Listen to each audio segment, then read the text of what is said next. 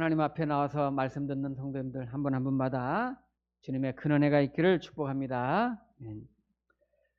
도스토예프스키라는 러시아의 유명한 소설가가 있죠. 이분이 쓴 책 중에 카라마조프의 형제들 또는 카라마조프가의 형제들이라는 책이 있는데요. 이 소설에 보면 한 가정의 이야기가 나오는데 이 가정의 식구들 성품이 한결같이 다 고약하고 심술궂고 탐욕스럽고 욕심 많고 그래요. 아버지가 탐욕스러운데 아주 고약하거든요. 근데 그 집 자식들도 전부 아버지를 닮아서 고약하고 심술궂고 욕심 많고 부인도 그렇고 다 그래요.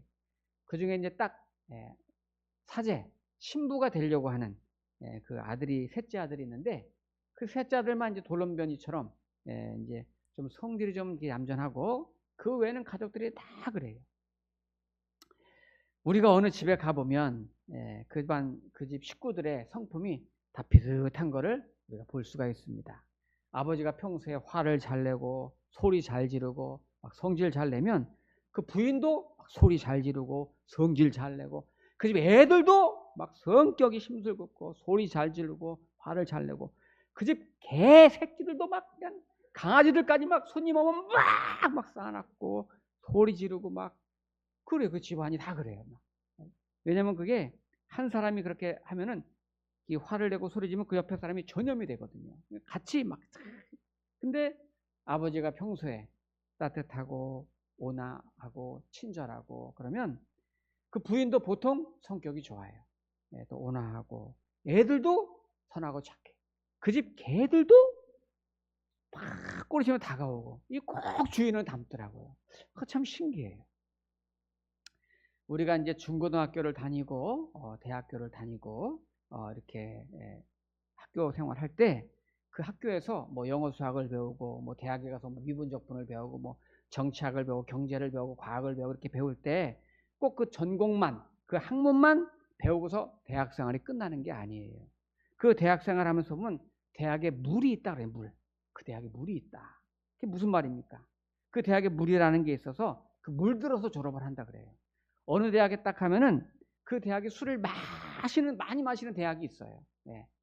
그러면 신입생 환영회부터 시작해가지고 1학년, 2학년, 뭐 MT 때니 무슨 모임 때마다 꼭 술이 등장해가지고 4년 동안 모이는 곳곳마다 술을 마셔. 졸업할 때는 술에 쪄들려가지고 그냥 졸업을 해가지고 평생 술 마시며 사는 사람이 있고. 또 이제 여학교도 마찬가지. 여학교들도 이제 학교 다니는 분위기가 있어요. 여학생들도. 그 대학마다 학교마다 분위기가 있어서 뭐 주변 친구들이 화장을 막 짙게 하고 뭐 막 패션에 막 신경 많이 쓰고 막 이렇게 앞서가면은 자기도 모르는 사이에 그 이제 따라하는 거예요. 자기도 막 화장을 막 하게 되고 막 옷에 신경 쓰고 막 패션에 신경 쓰고 막 이러면서 물들어갑니다. 그래서 대학 졸업할 때는 굉장히 막 그렇게 그런 모습으로 이렇게 변해서 졸업을 하는 거예요. 여러분 사업장이나 직장도 그 물이 있어요. 그 막 상사가 막 경쟁적 욕심 많으면 직원들도 다 그래 막 물들어가지고 막 그런 분위기가 있어요. 그런데 신앙생활도 그래요. 신앙생활도 교회마다 분위기가 다 있어요. 교회마다 분위기가 있어가지고 교회도 어떤 교회에서 어떤 생활을 하느냐, 어떻게 적응해 가느냐, 교회마다 다 분위기가 있고 교회도 물이 있단 말이에요. 그래서 어떤 교회는 딱 들으면 따뜻하고 친절하고 온화하고 성도들이 잘 웃고 그 어떤 일에도 막 열정이 있고 부지런하고 이러면은 본인이 그 교회에서 신앙생활하면서 자기도 신앙생활 이렇게 하는구나. 따뜻하게, 친절하게, 온화하게 뭘 하나라도 열심히. 근데 예를 들어서 뭐 나를 전도한 사람이 막 게을러 터져가지고 막 그냥 맨날 지각하고 대충하고 막 싸납고 이러면은 그 새 가족도 싸납고 막 대충하고 막 그렇게 물들어가는 거예요. 그렇게 믿어도 되는 줄 알고. 그러니까 우리 주변에 보면은 이게 비슷해요. 그래서 어느 교회에서 어떤 성도들을 내가 자주 만나고 친하게 지내고 신앙생활 하는가가 나한테 영향을 미치는 거예요. 그런데 이보다 중요한 거는 신앙에서 중요한 거는 건강하고 바른 믿음을 갖는 거고 또 여기서 중요한 거는 교회도 정말 교회다운 교회, 건강하고 바른 교회를 다녀야 된다. 이게 굉장히 중요하죠. 예수님께서 처음 사역을 시작하시면서 처음으로 말씀하신 메시지가 뭐냐? 그게 바로 오늘 여기 나오는 거잖아요. 자, 14절에 보면 요한이 잡힌 후 예수께서 갈릴리에서 하나님의 복음을 전파하여 이르시되 때가 찼고 하나님의 나라가 가까이 왔으니 회개하고 복음을 믿으라. 이게 예수님의 첫 번째 메시지예요. 하나님의 나라가 가까이 왔으니 회개하고 복음을 믿으라. 여러분, 이것이 우리 신앙의 주제이고 믿음의 주제입니다. 하나님의 나라, 천국의 복음, 이게 우리 구원의 복음, 이게 믿음의 핵심이에요.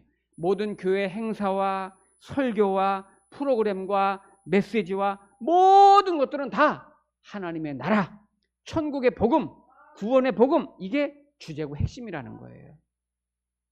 교회 분위기는 교회마다 달라도 요거는 다 똑같아야 되는 거죠. 하나님 나라 이외에 굳이 목회자가 다른 내용을 설교하고 다른 프로그램을 할 필요는 없어요. 그거야 뭐 세상에서 요즘 프로그램이 얼마나 많아요. 학자와 박사와 전문가들한테 가서 들으면 되죠. 종종 교회들이 세상에 좋은 것들을 받아들이려고 세상의 어떤 문화나 프로그램이나 그런 걸 교회에 끌어들여서 하는 경우가 있어요. 물론 뭐 전도 차원에서 그렇게 하는 경우도 있지만 굉장히 조심스럽죠. 교회는 교회답게 세상에 줄 수 없는, 세상에서 가질 수 없는 그런 믿음을 주고 구원을 주고 하나님의 나라 복음을 전하는 것이 교회라는 것을 꼭 기억하시기 바랍니다. 그래서 오늘 예수님의 첫 번째 메시지, 첫 번째 설교는 뭐냐?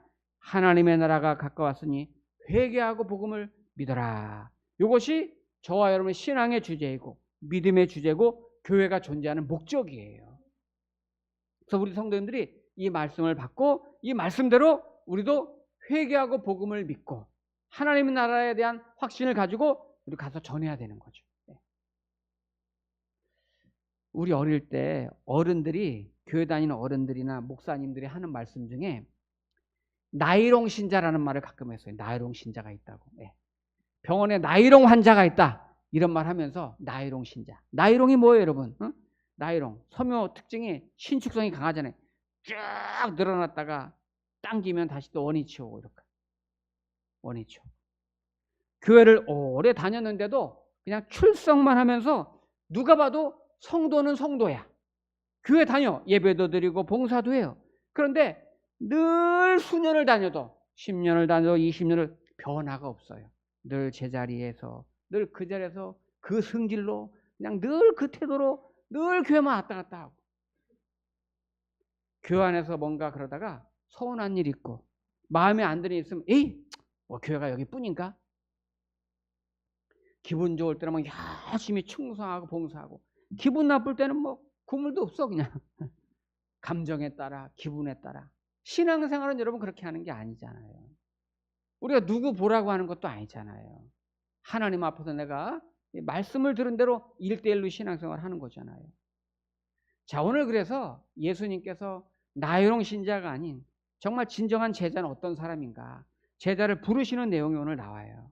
자, 오늘 16절부터 보시면 갈릴리 해변으로 지나가시다가 시몬과 그 형제 안드레가 바다에 금을 던지는 것을 보시니 그들은 어부라. 여기 시몬은 이제 베드로죠. 베드로죠. 예수께서 이르시되 나를 따라오라.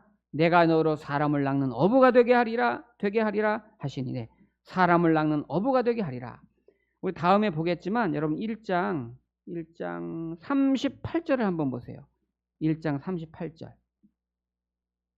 마가복음 1장 38절에 보면은 이르시되 우리가 다른 가까운 마을들로 가자. 거기서도 전도하리니 내가 이를 위하여 왔노라 하시고. 여기 사람 낚는 어부라는 것은 바로 이 말씀이겠죠. 내가 이 땅에 온 이유는 전도를 하러 왔다. 하나님을 알지 못하는 사람을 예수님께 인도하려고 왔다. 내가 너희를 사람 낚는 어부가 되게 하리라. 이것이 예수님이 오신 목적이고 성도의 사명인 거죠.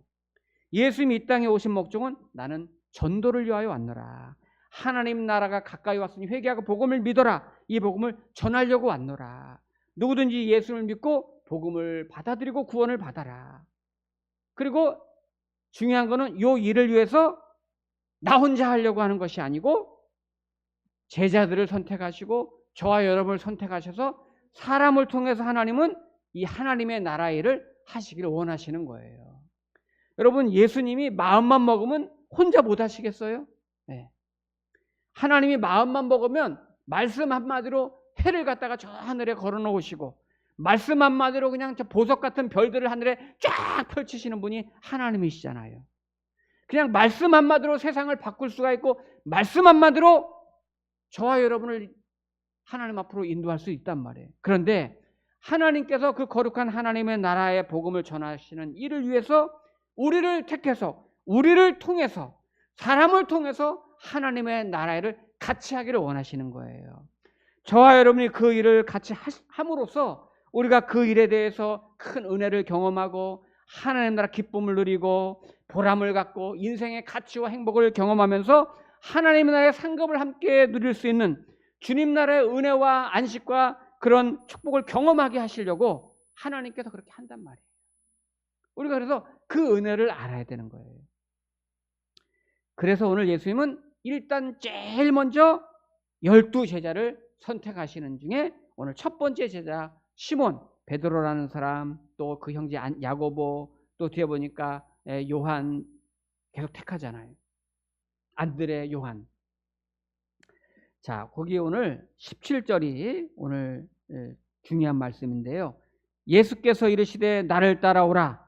내가 너희로 사람을 낚는 어부가 되게 하리라 하시니. 네. 여러분 오늘 설교 제목 보셨어요? 주보에? 네. 설교 제목이 뭐죠? 목동의 목동교회 어부들. 네. 저희는 어부예요, 어부. 사람을 낚는 어부. 네. 네. 비유하면 우리 목동교회가 영적인 수산시장이에요, 수산시장.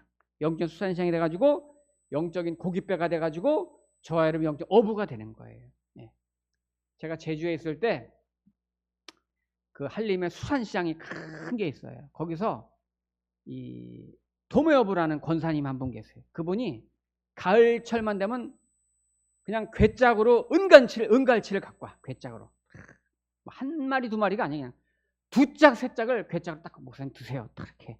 아, 통이 커요, 권사님. 예. 그러면 저는 이제 은갈치 먹겠다 싶으면 그날 딱 먹고 없어. 우리 한 사람이 딱 예. 하여튼 맛있게 먹는데 그보다 더 좋은 게 뭐냐면 이제 남신도들이 배낚시를 가요. 배낚시. 예.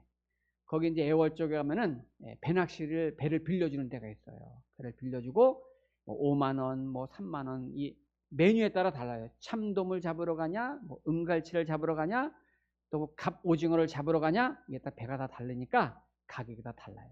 예. 은갈치는 이제 밤에 잡으러 가잖아요. 밤에 쫙. 근데 잡으러 가서 그 고기를 잡을 때, 낚시를 할 때 한 마리 낚시해 보신 분 계세요? 야, 한 마리 잡았을 때 그 기쁨은 너무너무 큰 거예요. 그건 안 잡아본 분은 몰라요.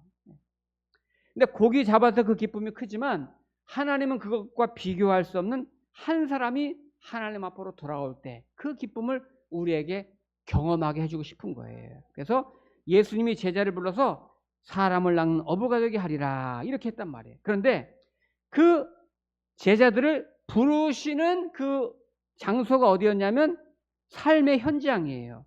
그 16절에 보면 갈릴리 해변에서 지나가시다가 시몬과 그 형제 안드레가 바다에 금을 던지는 것을 보시니 그들은 어부라. 그러니까 제자를 부르시는 장소가 삶의 현장이란 말이에요. 여러분 우리가 부른다는 거는 콜링이라 콜링. 소명이라고 하잖아요. 소명. 제자들을 부르시는 자리가 어부로 일하고 있을 때, 고기잡이 하고 있을 때 거기서 불렀단 말이에요. 그리고 그 부르는 순간 그 어부가 직업이 바뀌고 직장이 바뀌는 게 아니에요. 속 내용이 바뀌는 거예요. 그게 소명이라고 그러는 거예요. 헷갈리세요? 네. 여러분 지금 직장과 직업은 고기를 낚는 어부들이란 말이에요. 근데 예수님이 그 현장, 고기를 잡는 그 현장, 그 직장에서 그 직업에서 내가 너를 사람 낚는 어부로 부르겠다. 그러니까 직장은 그대로인데 직업은 그대로인데 소명을 내가 받는 거예요. 여기서 우리가 중요한 걸 깨달아야 돼요. 여러분 학교에서 학생을 가르치는 선생님들, 뭐 병원에서 환자를 돌보는 의사 선생님들, 또 여러분 뭐 직장마다 사업장마다 다 다니고 또 가정에는 주부가 있고 그러잖아요. 근데 바로 그 자리에서 그 일을 하면서 그 현장에서 하나님 우리를 부르신다 그 말이에요. 그러니까 이 말은 주님이 우리를 사람 나눈 어부가 되게 하겠다 부르실 때 그 직장 그만두고 그 가정 그만두고 그 일 다 그만두고 나는 오늘부터 선교사로, 나는 오늘부터 목회자로, 나는 오늘 전도사로 나 나갈 거야, 주님 복음 전하 나갈 거야, 이게 아니라는 거예요. 내가 살고 있는 그 자리, 머물고 있는 현장, 일하고 있는 그 일터, 그 자리 그대로 그 현장에서 주님이 나를 소명자로, 일꾼으로 불렀다는 것을 여러분들이 기억하셔야 돼요. 이 말은 내가 머물고 있고 일하고 있는 그곳에서 내가 마치 선교사처럼 복음 전하는 자로 파송받은 것처럼 그렇게 살아가라는 거죠. 지금 이곳에서 내가 직장 다니면서 밥벌이를 위해서 살고 막 돈 벌려고 살고 고기 낚는 어부로 살고 있지만, 이제부터는 내가 예수님을 믿고 소명을 받았다면 소명 받은 자답게 직장에서 밥벌이를 하면서 현장에서 일을 하면서 내가 사람 나눈 어부로 동시에 같이 살아가는 거예요. 그러니까 이럴 때 여러분, 내가 내 직장에서 일터에서 직업은 그대로 바뀌지 않았지만 그곳에서 하나님 나를 부르신 현장으로 알고 거기가 내 선교지인 줄 알고 그곳에서 주님의 복음을 전하고 그곳에서 내가 사명의 자리로 알고 거기서 내가 미션을 실천하는 자리로 알고 거기서 주의 사랑을 전하면서 살으라는 거예요. 오늘 본문에 그런데 이렇게 그 제자를 부르실 때 제자들의 태도를 한번 보겠습니다. 자, 거기 18절에 보니까 곧 그물을 버려두고 따르니라. 그리고 또 그 다음 절에 보니까 조금 더 가시다가 세베대 아들 야고보와 그 형제 요한을 보시니 그들도 배에 있어 그물을 깁는데 곧 부르시니 그 아버지 세베대의 품꾼들과 함께 배 버려두고 그물을 따라가니라. 네. 여러분, 지금 자기가 하던 일을 버려두고 따라왔어요. 이거는 이 제자들은 사도로 부름을 받았기 때문에, 사도로 제자로 부르심을 받았기 때문에 그물을 버리는 과정이 있어야 합니다. 예를 들면 목회자 같은 거죠. 그럼 버리는 과정이 있어야 되겠죠. 그런데 이 말이 우리에게 주는 의미가 뭘까요? 저와 여러분이 진짜 하나님께 부름받은 소명자라면, 하나님께 부름받은 사명자가 맞다면 내 안에 버릴 것이 있으면 그거 버려야 된다는 거예요. 예수님 믿고 부르심을 받은 성도인데 가장 부르심을 입은 성도로서 첫 번째 관문이 뭐냐면 버리지 않고서는 절대 주님을 따를 수가 없어요. 신앙생활 잘할 수 없습니다, 여러분. 대충은 할 수 있어요, 대충은. 구약 성경에 다니엘이 바벨론으로 포로로 끌려갑니다. 그때 1장에서 어떤 표현이 나옵니까? 다니엘이 뜻을 정하여, 이런 표현이 있어요. 뜻을 정하여라는 뭐예요? 내가 버릴 건 버리겠다, 포기할 건 포기하겠다는 거예요. 우리가 예수님을 믿기로 작정하고 뜻을 정했다면 반드시 내려놓을 게 있어요. 그 내려놓는 게, 버려야 되는 게, 포기해야 되는 게 분명히 있어요. 그거 계속 움켜쥐고서 놓지 못하고 양다리 걸치면서 신앙생활하면 예수님께 전심으로 건강한 신앙생활은 어렵습니다. 사도 바울이 쓴 서신이 신약 성경에 많죠. 그 쓴 서신마다 자주 쓰는 말이 있잖아요. 부르신 상을 위하여 내가 달려가노라. 부르신 목표 표대를 향하여 내가 쫓아가노라. 앞에 잡으려고 뒤에 있는 것은 버리고 달려가노라. 쫓아가노라, 달려가노라. 이 말의 의미가 뭐예요? 내가 정말 중요한 거를 위해서, 더 좋은 유익을 위해서, 하나님 영광을 위해서 내가 버릴 건 버리겠다, 내려놓을 건 내려놓겠다. 그래야 쫓아가고 달려갈 수 있잖아요. 우리 성도님들도 가만히 생각해 보세요. 지금 내려놔야 되는데 내려놓지 못하고 있는 거 있어요. 버려야 되는데 버리지 못하고 있는 게 있단 말이에요. 그럼 그게 뭐예요? 아유, 내가 그래도 요것만은 안 돼. 아유, 나 요것만은 안 돼. 평생 그 싸움을 하는 분들이 계세요. 지혜로운 성도는요, 내려놓을 거 얼른 내려놓는 거예요. 어린애들한테 세뱃돈 주려고 5만 원짜리를 꺼냈어. 근데 막대 사탕 들고 안 놔. 그 사탕 내려놔. 5만 원짜리 줄게. 그래도 안 놔. 사탕이 더 중요해. 5만 원짜리 그러면 사탕 100개는 더 사겠네. 근데 그걸 안 놔. 우리가 그런 성도들이 있어요. 그럼 더 나은 가치를 위해서 내가 내려놓고 포기해야 되는데, 더 나은 가치, 더 나은, 더 중요한 게 뭐예요? 그게 바로 하나님의 나라예요. 영원한 하나님의 나라. 그게 바로 믿음이에요. 정말 내가 천국이 있다는 거 믿는다면 그 가치를 위해서, 그 믿음을 위해서 언젠가 소멸되고 언젠가 사라지고 언젠가 없어질 세상적 가치는 내려놓을 수 있다는 게 이게 믿음 아닙니까? 여러분 가끔 가까이 있던 교우들 돌아가시는 거 보잖아요. 뭐 가져가든가요? 가방 싸들고? 매일매일 우리의 소소한 일상에서 이런 싸움이 있어요. 여러분 그때마다 그거를 버리지 못하는 분들이 계세요. 그러다가 언제 후회합니까? 돌아가실 때쯤 되면 아유 이게 뭐라고, 내가 좀 더 열심히 할 걸.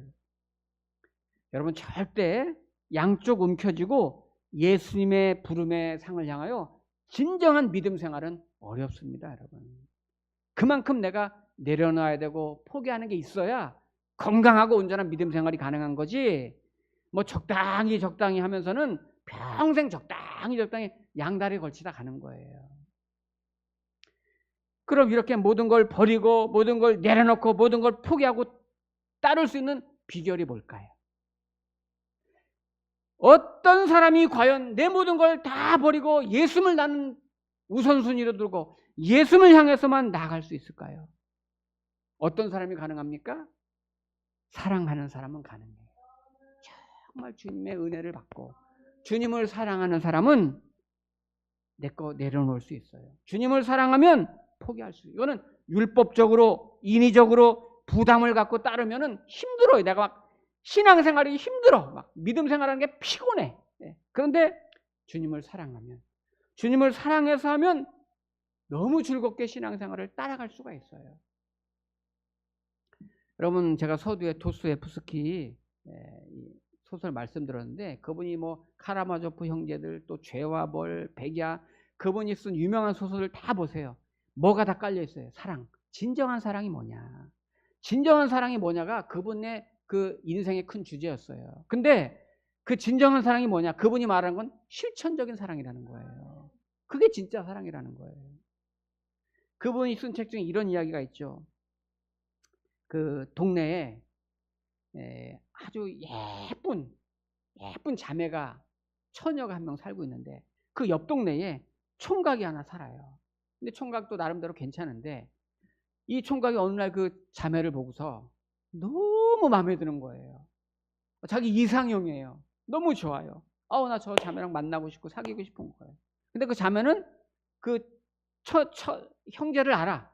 그 총각을 아는데 그냥 뭐 동네 사람 중에 한 사람 정도로 알아. 근데 이 청년은 아니야. 너무 그 자매가 좋은 거예요. 그냥 보고 싶어도 왔다 갔다 하고 그래요. 그런데 가끔 그 여자가 이제 어려운 일이 생기면 이 남자한테 부탁을 해요. 이 형제한테. 왜요? 자기 좋아하는 거 아니까. 이 형제가 부탁만 하면 막 너무 제가 해줄게요. 너무 좋아가지고 막 달려와서 막 뭐든지 부탁하면 뭐든지 다 해줘. 남자는 거절하는 법이 없어요. 왜냐면 이 여자가 너무 좋으니까. 어려운 일만 생기면 도와달라고 그러고, 도와달라고 하면 뭐 자기 일이 아무리 바빠도 아무리 힘들어도 다 제쳐두고 그 여자 일이라면 막 달려가서 얼른 도와주는 거예요.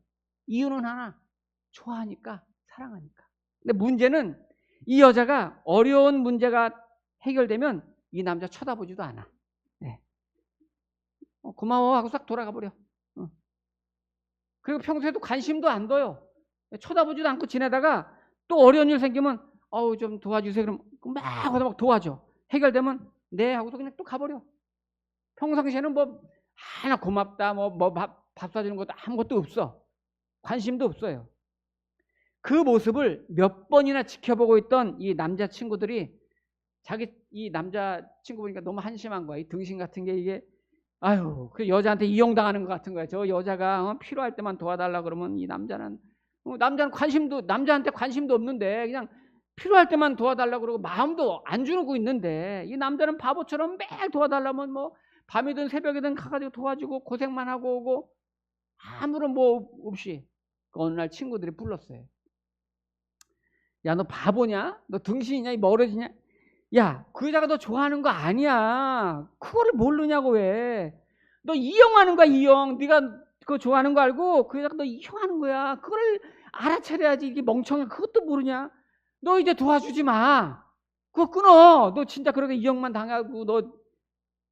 그러니까 이 남자가 뭐라는 줄 알아요? 걱정하지 마. 나는 그 여자가 살고 있는 집만 쳐다봐도 행복해.